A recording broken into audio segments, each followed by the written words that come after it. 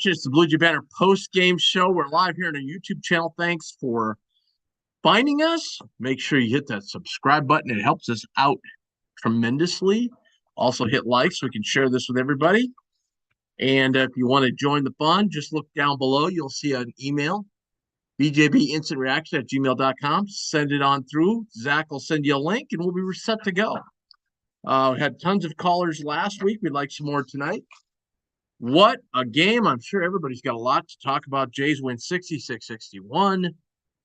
I don't know how they did it down the stretch, but we hung on after having I believe it was a 48-38 lead at one point. And then our offense went stagnant. Very good defense. They always have a good, Mac talked about it after the game. They have a very good defensive plan. Obviously their plan was to take away Schreierman and then make it really hard for us to get the ball into Kalkbrenner. That was kind of their plan. They kind of wanted, they were going to leave Arthur take that three-pointer. And they just didn't account for Trey Alexander. And he kind of took over. And we started running some plays for him. That one play out of the timeout, that stagger where he got a wide open three. I mean, that was just a great job by Mac calling that play. So Trey goes for 27 tonight. Just absolutely huge. We didn't get the normal game for Baylor, only 5 points, only 5 rebounds, or 3 rebounds, excuse me. 4 rebounds, 4. I'm sorry, 5 points, 4 rebounds. But Trey Alexander was the man tonight. And just a big win for the Jays. Keep this thing rolling, 6 in a row now. We'll take your calls and videos, please. So join us. BJB@instantreaction@gmail.com. Jerry Lampe will join us in a little bit. Coach's Corner, we will have at the top of the hour. Assistant coach Steve Murfeld will join us. So that'll be great. Boy, if you love hoops, we got more hoop action going on now. Big Gonzaga St. Mary's game. Woo, baby. Huge game. So Jays, I think the crowd probably is a little bit disappointed there because we kind of had the game in hand. We were kind of looking to maybe blow them out, and then all of a sudden things turned, and next thing you know, we're in a dogfight with them. But that's how they're probably going to play the rest of the year, which is good. The schedule kind of flips around for us now. Somebody was telling me tonight, and I just didn't even realize it. We only have 3 home games left. That's unbelievable. There's only 3 home games left, which is crazy to think about. It just doesn't seem like that's possible. But now we can kind of sit back Tuesday and watch the Marquette-UConn game and cheer like heck for UConn. They can knock Marquette off. Now Marquette will drop down into a tie with us and Providence. And then Xavier has the weekday games off. But then on the weekend, they have another big game. I don't have that up, but I believe they play next Sunday. Can check it out here in a second. Because we needed a loss from them, of course. Oh, I'm sorry. They've got all next week off. Then they play Butler on Friday, which is an automatic win.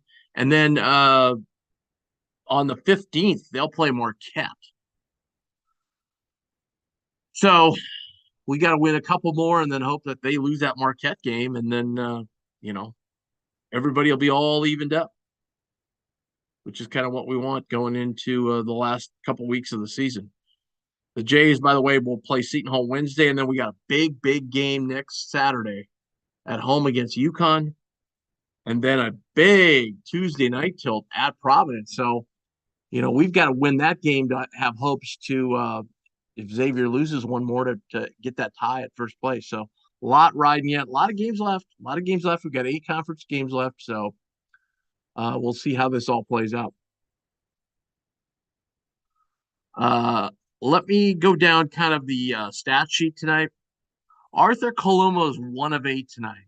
Um, I don't know. I guess I'm starting to get a little worried about Arthur's offensive outputs. We kind of need him on nights like this, especially. Um, he's doing a nice job at free throw line though. He's 5 of 7. Great job of the Jays overall, by the way, on the free throw line. 82%. We're 19 to 23. And of course, some of that was Trey knocking down some big shots. But Arthur had he was 1 of 5 from three, 1 of 8 from the field, 8 points. But man, he had 8 big rebounds, and 3 of those big rebounds came late in the game when we really needed them. He had 4 turnovers though, which Jays held it. We held it down to 10 turnovers. Villanova had 12, so uh, big plus there. Ryan Kalkbrenner, 16 points, 5 rebounds, was credited with 3 block shots. I'd have to say, if I had to grade Ryan's performance tonight, I was very disappointed.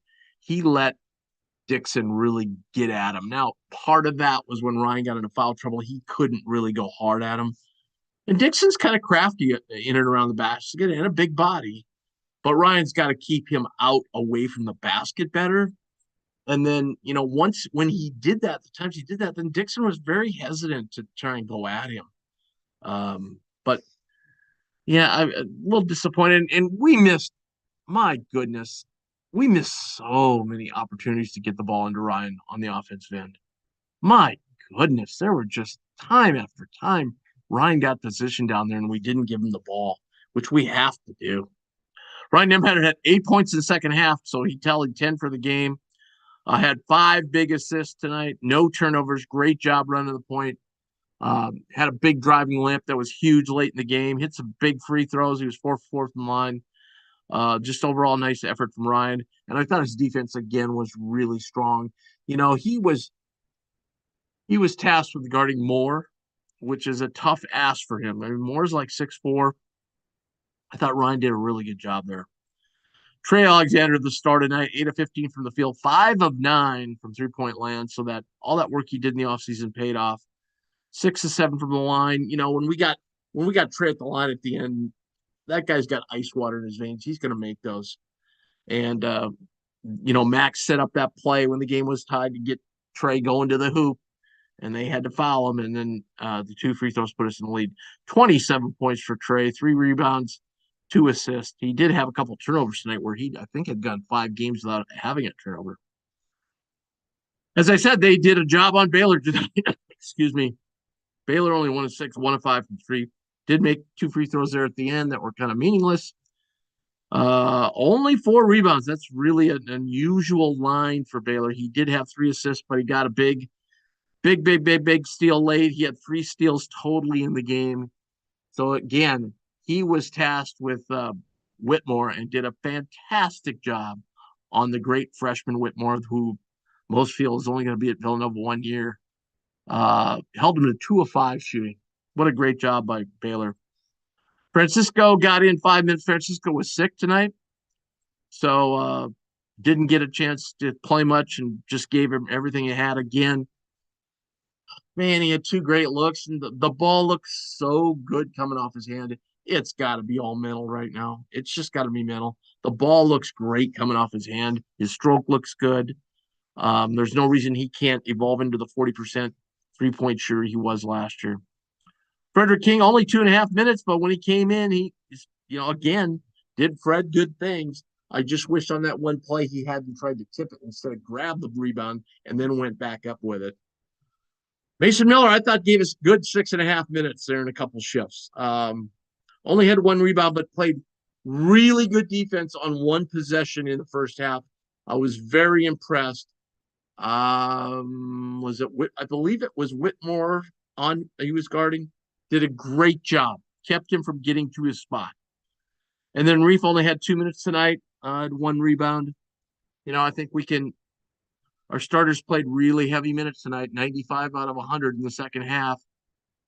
Going to have to get these guys some minutes. And I think Reef's a guy that can come in and spell Nemhart a little bit. Arthur's running about 32, 33 minutes a game, so I think that's fine. But some of these other guys have got to play less minutes, or we're gonna wear them out here going down the stretch. So hopefully we can get them some rest. Up first tonight is Easton. Hey, Easton, welcome to Instant Reaction. Hey Tim, how are you tonight? I'm doing good, by the way. Yeah, so coming away from that game, I came away with that game more impressed than what a lot of people were thinking. I mean Villanova is probably the best 12 loss team in college basketball history. And they played us tough, and I kind of expected that, and to find a way when things aren't like going your way with caulk and foul trouble and missing and that being 29% from 3-pointer, having a guy step up like Trey to bring you home that game, that was very impressive.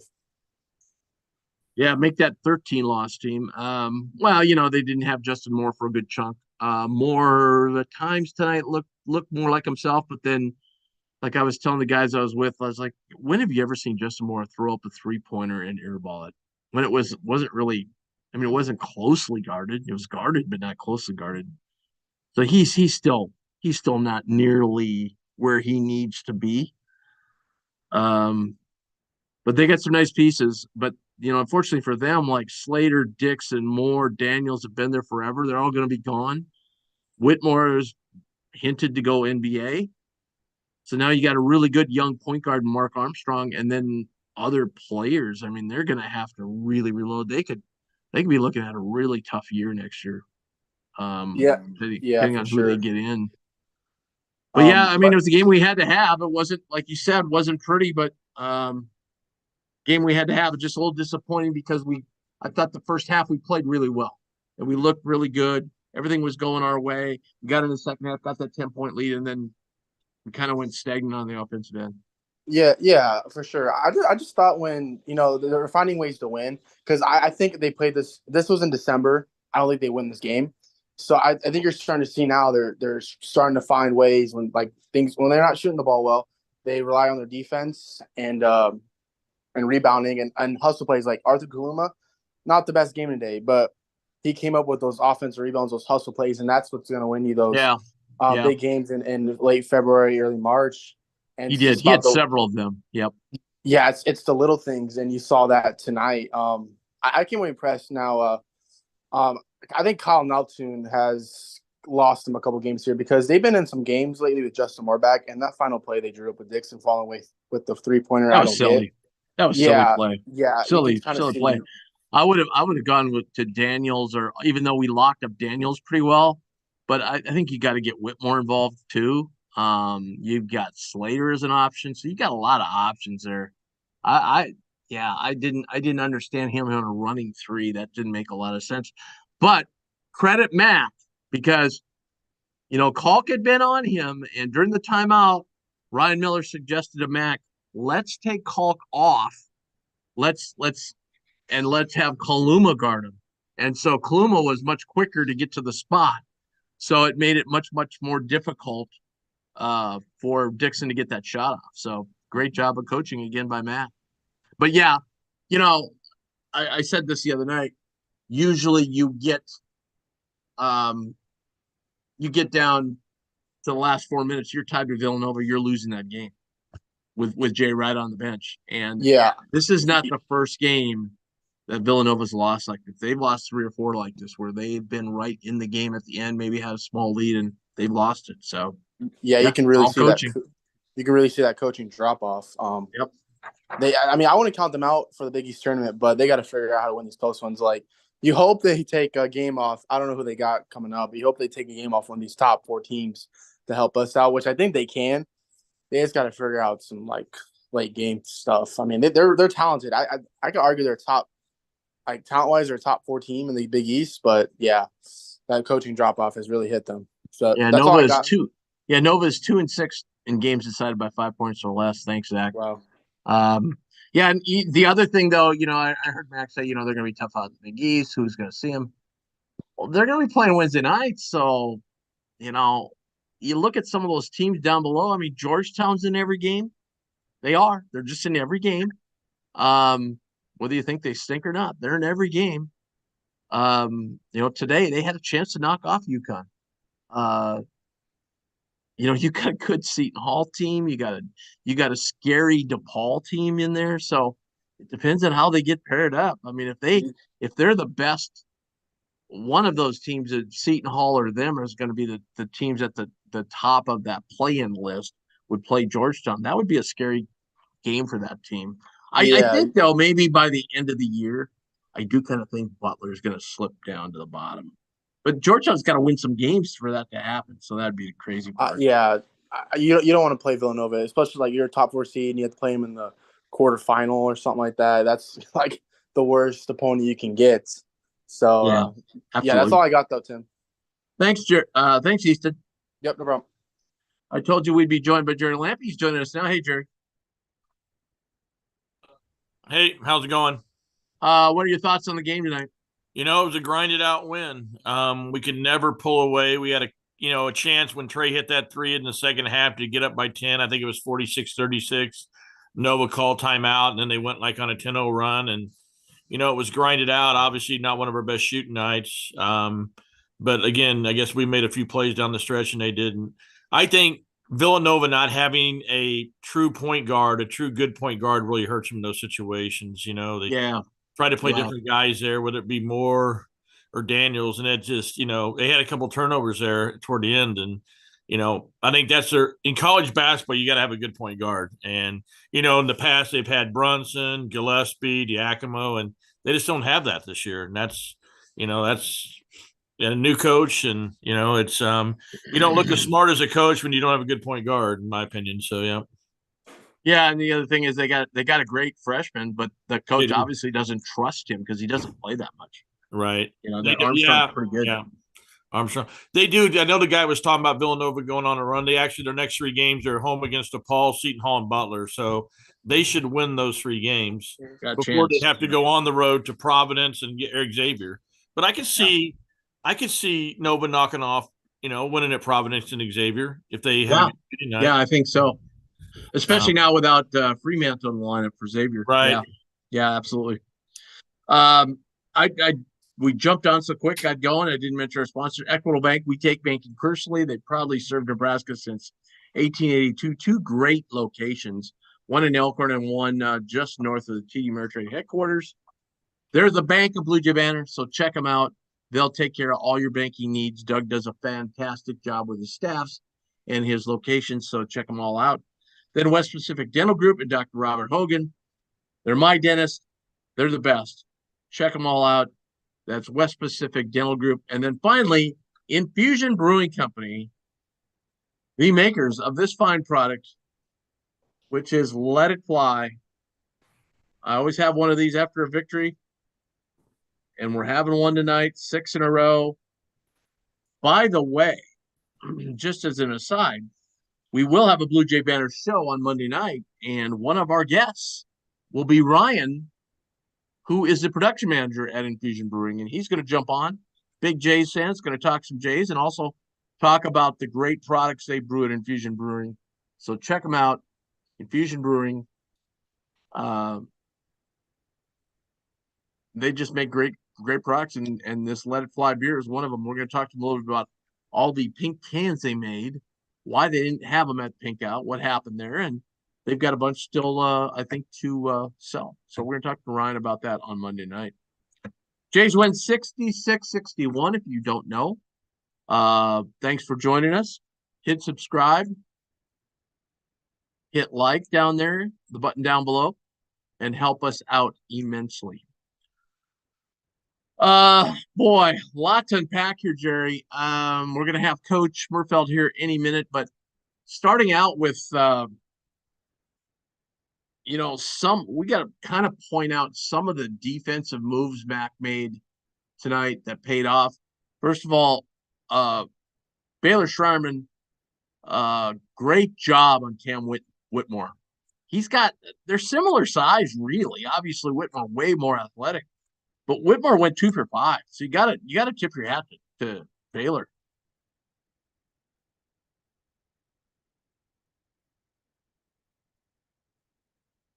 Jerry, we still got you?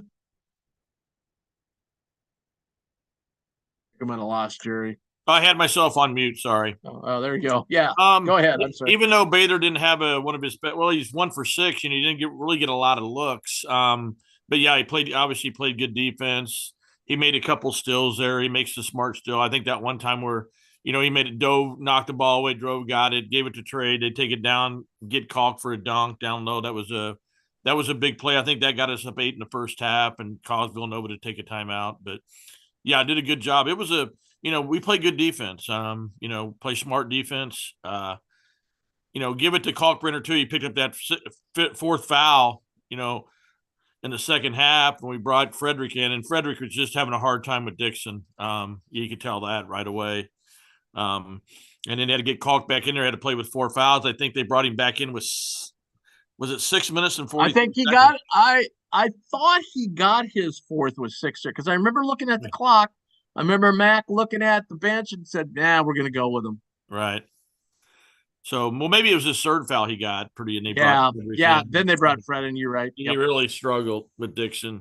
Being a freshman. Dixon showed some more quickness tonight than I hadn't seen him around the basket. Mm-hmm. That was pretty good. But that was one great defensive effort. And then, I thought Nemhard did a really good job on Justin Moore. Moore had size on him, tried to back him down a few times, and Nemhard did a great job. Right. So, very good defensive team. Obviously, we won a game tonight where we didn't shoot the ball well from 3. I think we were 37% from the field. So, got to win those games where you don't shoot the ball well. And tonight was one of them. But, yeah. Justin Moore kind of getting his legs underneath him. He was 3 for 7 from 3 tonight. That's his best performance. He makes a big difference in that team. Watching that team tonight and watching them a month ago, a different team. They're still missing that point guard though. They still really miss. Yeah, I agree. Yeah. And then Trey did a great job on Caleb Daniels. He was 4 for 8, only 1 for 3 from 3. He takes the most shots of anybody on that team, and Trey did a terrific job there, and obviously a terrific job scoring the basketball. Oh yeah. So now it is time for Coach's Corner. And tonight, we are privileged to have assistant coach Steve Murfeld joining us. Hi, Coach.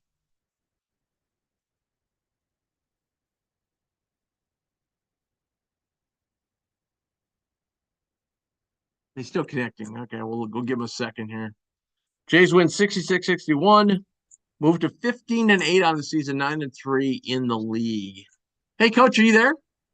I'm there now, Tim. Sorry, I'm running a little late, so I'm actually calling on the way home. Oh, you're all right, buddy. You could have waited. We would wait for you, bud. We we'll always wait for you.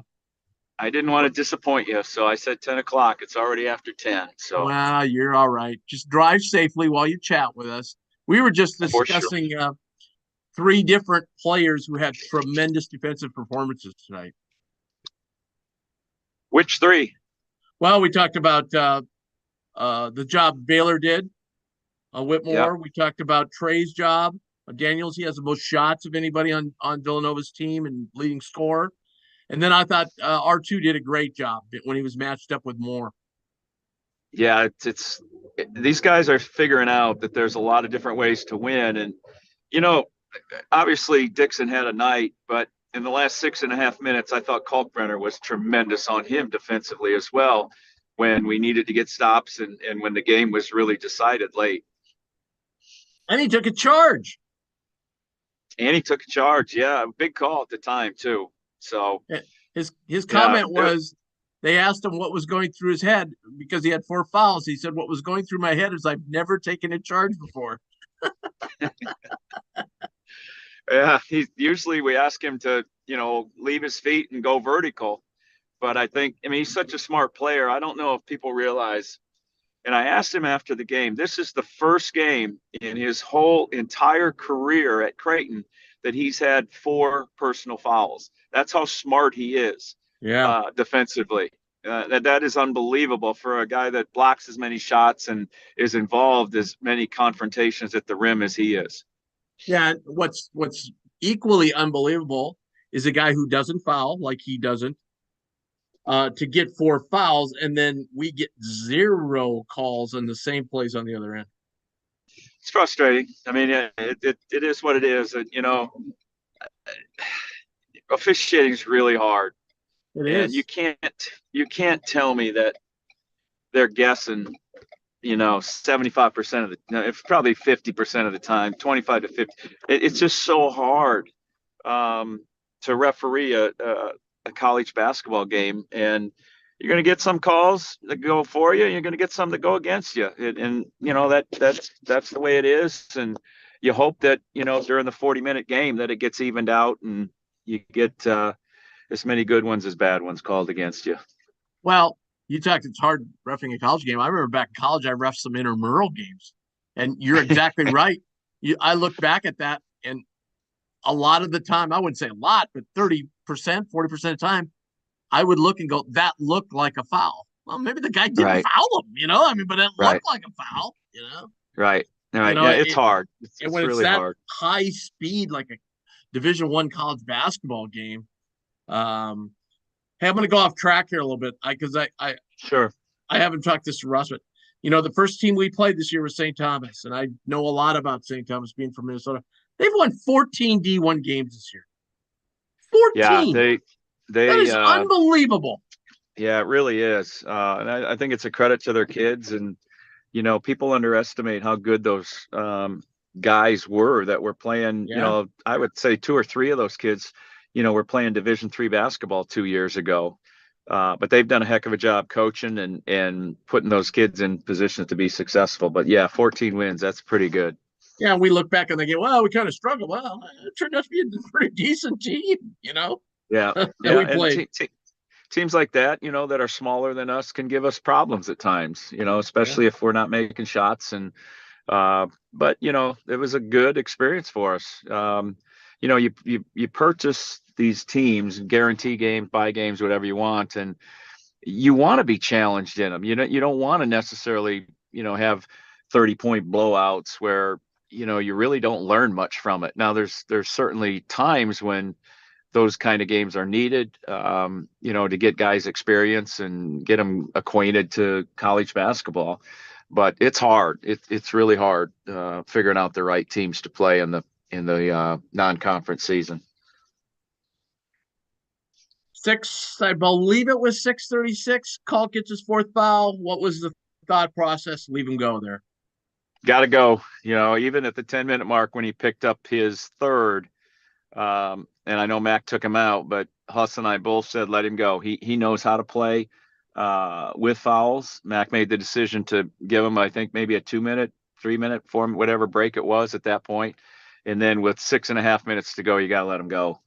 He's smart enough to, as I said before, he doesn't foul. It's amazing how smart he is at the defensive end, and he knows, when he can and when he can't. And as I said earlier, the last 6.5 minutes, I thought he was tremendous defensively against Dixon. Hey, and how about that free throw shooting? 19 to 23. It won us the game. Yeah, and the one of those 4 misses, they froze Art at the line for 5 minutes. I swear to, I know he's going to make both of those free throws if the game is just continued. And it is what it is. It's frustrating that, he was frozen like that. And, but he's going to make those 2 if the game is just continued like it should have or could have been if the shot clock doesn't go out. Yeah, and we've talked a lot about free throw shooting. I've talked to you about it. I didn't like the fact he walked up to the line really fast. He should have been out at half court and walked up when they were ready because he stood there a long time. Well, and we kept telling him to get off. And he kept coming back and standing there and talking to himself. And at that point, you just got to let him go. I mean, he's a confident young man, and I'll put my money on him next time for sure to make those free throws. Well, I'll put my money on Trey Alexander to knock down free throws when it counts. He's got ice in his veins. They're dead. And that's a big key to shooting a high percentage, especially, to end games, is getting the right people to the free throw line. And, Trey's the guy. I mean, he's Nembhard the one too. Nembhard's good at the line too. And Baylor is. I mean, Baylor's going to make him under pressure too. And Art, I mean, this is a better free throw shooting team, I think, than we've had in the past. Oh, I think my God. Not even all close. those guys are very capable. Yeah, Yeah, and absolutely. it makes a difference in close games. Absolutely. Absolutely. Yeah, what a great offensive performance by Trey. Love the multiple screen you rolled out of that timeout, got him wide open. That was a great call. Was that the out of bounds underplay? Which one are Yeah, you it was talking about about? I don't know, 2 minutes ago, something like that. He knocked down Yep. the three. It was a tie game. He knocked down the three Oh yeah, yeah. And then on the wing right in front of the bench. right. I think that was that an inside out play from Kalkbrenner? I can't remember exactly what it was. But anyway, we got him that he hit the shot 2 on the out of bounds play that was big. We ended the first half. We ran that same play and he had that wide open shot and he Yeah. missed it. We came Yeah. back to it at a crucial time in the second half and he buried it. So yeah, he had a heck of a game. And the beauty of this team is who's we play Seton Hall on Wednesday. Who's going to lead us in scoring Wednesday? Could it be Art? Could it be Baylor? Could it be Nemhart? Could it be Kalkbrenner? Could it be Trey again? I mean, that's the beauty of this team. Yeah. Is they're all very, very capable of having a 20 plus point night.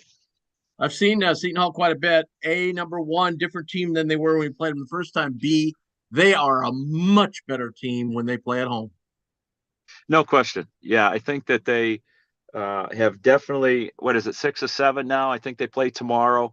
They have established a very confident attitude. And yeah, I mean, as most teams are, they're a little bit better at home. And the crowd was tremendous tonight. They got us through some tough times, and I'm sure Seton Hall will have a great crowd on Wednesday as well. Yeah. Yeah, as we were mentioned earlier, there's only 3 home games left. It doesn't seem possible. Isn't that crazy? And I think there's only one Saturday game left, and that's a week from today. Yeah. Yeah, I know. So it's February. It's the grind, and the team that Mac told the team the other night or yesterday, I think it was. I think this is a great statement or a great comment. He said, it's February, and there's 90% of the teams in the country that don't get through this grind, that don't understand that although it's repetitive, some of the practice things that we're doing, it's important. And the 10% that can figure that out and come to practice. I mean, right now we're practicing maybe for an hour, maybe an hour and 15 minutes a day, but we need your full attention for that hour and 15 minutes. And it could be repetitive and it could be boring, but you have to lock in for that 75-minute session that we have each day as we prepare for the next game. Okay, I'm going to leave you on this. Yes or no, is Aaron Rodgers going back to the Packers next year? I'm torn. I mean, I don't know. I could go either way, and I could live with either way. I think if they get the right offer from the Jets, that they will trade him. But if they don't, and if he, says he wants to stay a Green Bay Packer, then he'll stay a Green Bay Packer. But I don't know. What are your thoughts? The way he played last year, I want him to stay a Packer for a long time.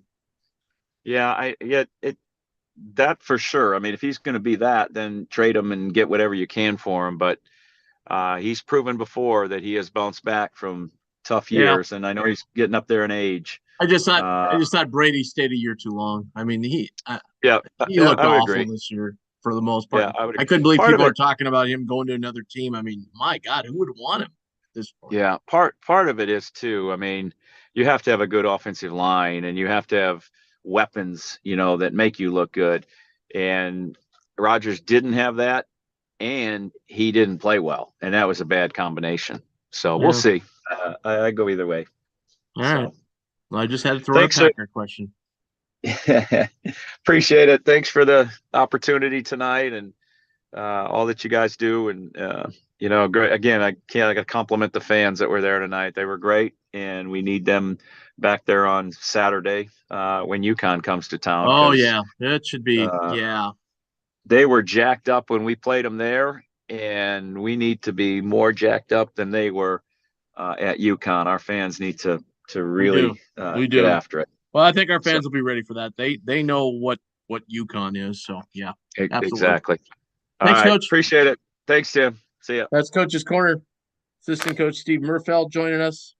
Appreciate him taking the time to do that and not drive off the road if he was doing it Jerry, any thoughts on what coach said?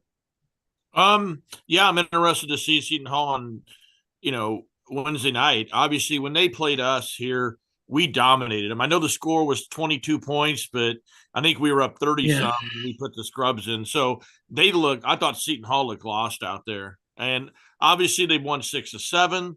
Looking at who they beat, they haven't beat the elite of the Big East. They Right. beat on DePaul's and the Butlers and Georgetown. But it'll be interesting. I mean, I think we're going to have to play play a good game. We need to kind of jump out, don't let them get rolling. But yeah, I'm interested to see the team now from what we saw a month ago that just looked all out of sorts. I Yeah, thought 6 weeks now. Yeah. yeah. Yeah. There's another team I don't understand. They got Richmond playing the point guard. He's not a point guard No, to me. Yeah.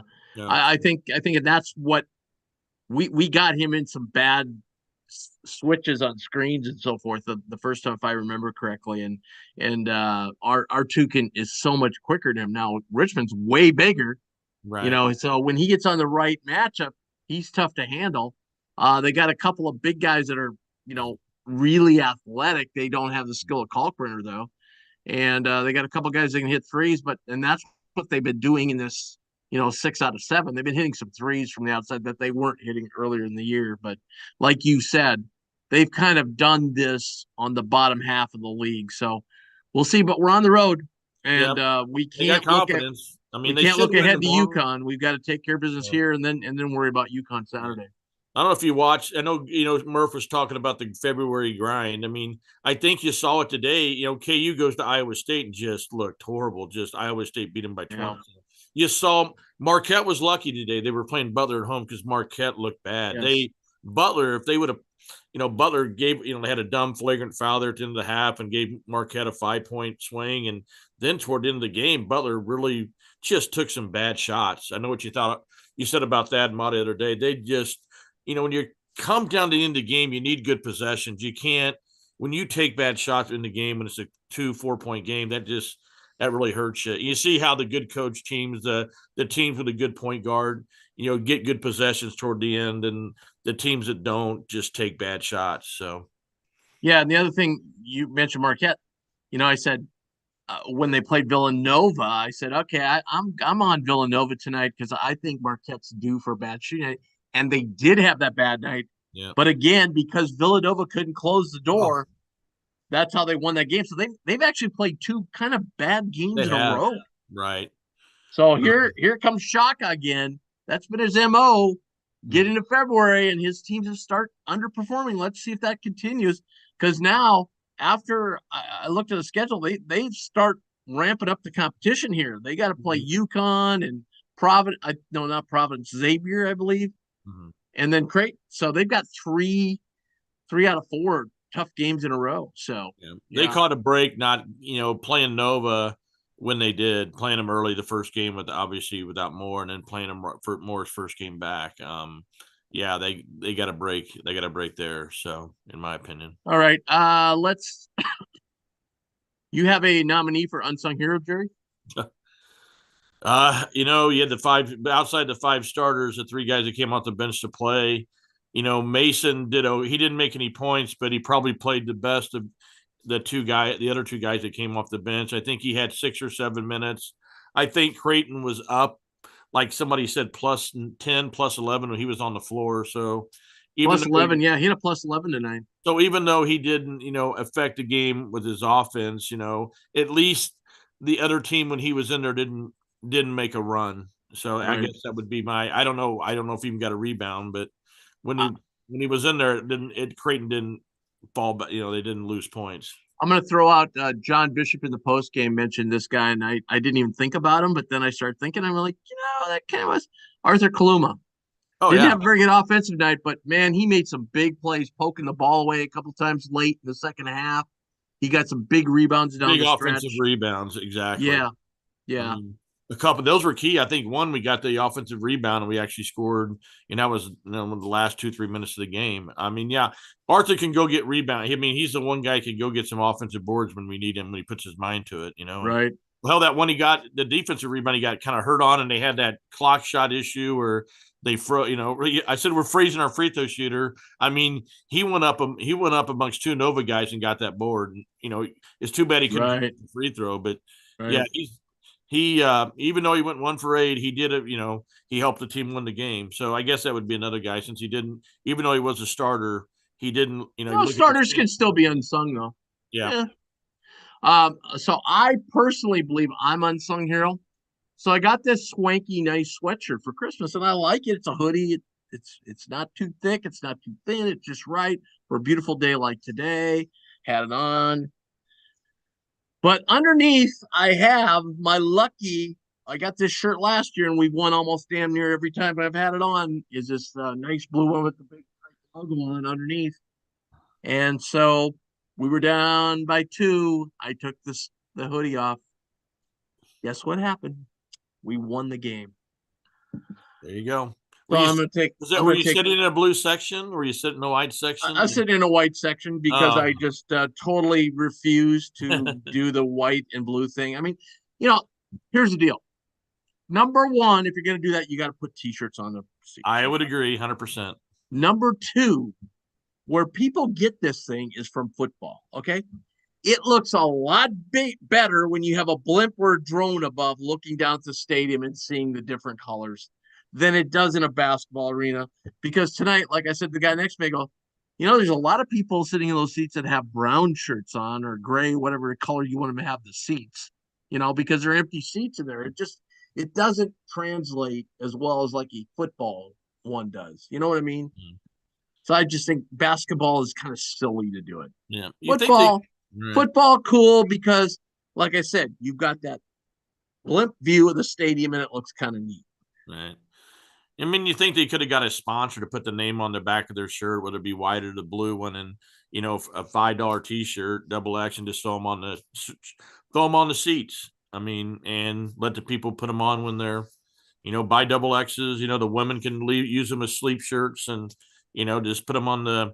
It would have looked a lot better if they would have provided the shirt for the fan. And hey, hats off to all the people I saw that went to Lawler's this week and bought white pullovers or white quarter zips, because man, there was a lot of them. Mm-hmm. Nice job. Worst call of the night. Yeah, there was a few out there tonight. I thought, I don't know if it was a foul or not, but when Trey got that foul on the 3-pointer, Mac went ballistic and was yelling at the ref all the way across. And they were having a yelling contest. I don't know how they could hear each other, but I'm just like, if you're going to call that, there were 3 or 4 possessions within like 10 minutes of that where they did not call foul on Villanova. Like, that was a bit inconsistent to me. Mm-hmm. I was setting up pretty high, so I couldn't tell if Trey got, even though it was on my side of the court, I couldn't tell if he got a piece right, of that. I couldn't either. I'm just saying, if you're going to call that. Yeah. Yeah. The other one, same kind of deal was on Kalk's 4th foul. Right. And that's the one that Zach thinks too. If you're going to call that one, I'm okay with it. But then that one time where Kalk went up, I thought he got hammered and they had no call. Right. I mean, what Kalk did was way less than what happened to him on the other end. Mm-hmm. So, I mean, I thought they were just consistent. You had the high stepper out there tonight. What's his name? Yeah. Johnson. Burroughs. Was it Burroughs or Johnson? Johnson. No. Oh, I'm sorry, Anderson. Jeff Anderson. Okay. Yeah. What was interesting too? Nova got in double bonus. When was Creighton doesn't put teams in double bonus very often? That would Right. We talked about that in the past. How they don't foul much, and Nova was in the double bonus. So yeah. Well, we if you looked at a stat sheet, you would think we won by more than a 5-point game that came down to the wire, because we kind of took control of the stat sheet there. But yeah, so guys, Zach's not feeling well. Yeah. I have the second half of St. Mary's Gonzaga to watch, and let's call it a night. Another victory. You guys on Wednesday then? Yeah, absolutely. And make sure everybody joins us on Monday for a Blue Jay Banner episode. As we said, we're going to have Ryan from Infusion Brewery on to talk about the beer making business and the Blue Jays. He's a big Jays fan. We'll have some more guests.